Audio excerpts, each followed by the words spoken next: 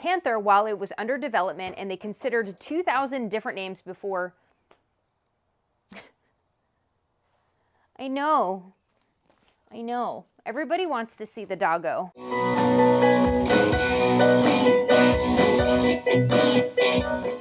Welcome back to Christina's Garage Gearhead in Training. This week we're going to go over what sets the 69 Camaro apart from the others.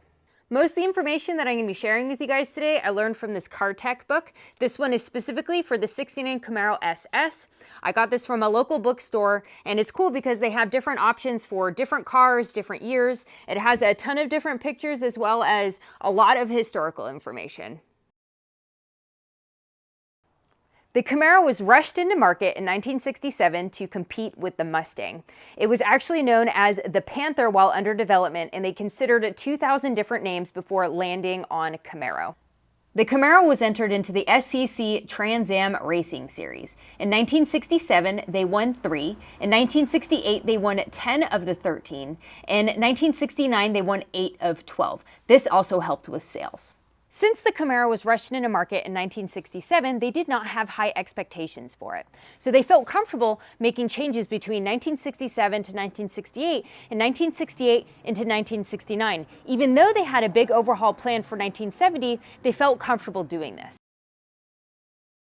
So there are very distinct characteristics that differentiate the 67 to 68 and 69. Some of those characteristics involve the dual plane grille, which ends up being like a wedge shape. So it's very specific to the 69. Yes, when you go into the RS SS, they do have the hideaway headlights and the grille ends up looking a little bit different, but the wedge shape grille is very distinct to the 1969 Camaro. They widened the quarter panels and the fender, also lowered it closer to the ground, gave it more angles so that it would have a tougher overall look.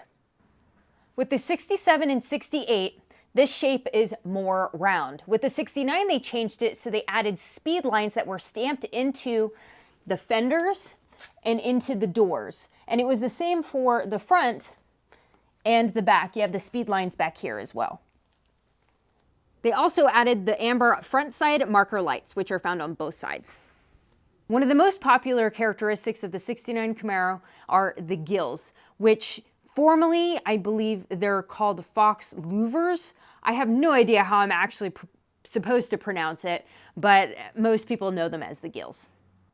The 1968 Camaro only had a 2-segment taillight. In order to add to the appearance of the car being wider, they added an additional segment, giving it a 3-segment taillight. For the interior, they changed the gauges to be more square. Yes, this is really messy and it's really bothering me, but I still want to show you. Changes in the federal safety regulations led to the addition of the headrest on the seats. There were 5 models and 14 different engine options. That's something that I don't know enough to dive into, because 14 different, I don't even know, all I know is that I'm working on a 383 stroker. It used to be a 350, but like other than that, kind of the difference between big block and small block, that's like a whole new wheelhouse for me. So hopefully in the future, I'll be able to find somebody who has more knowledge in terms of engines and can kind of go over the differences, at least dumb it down for someone like myself to be able to understand.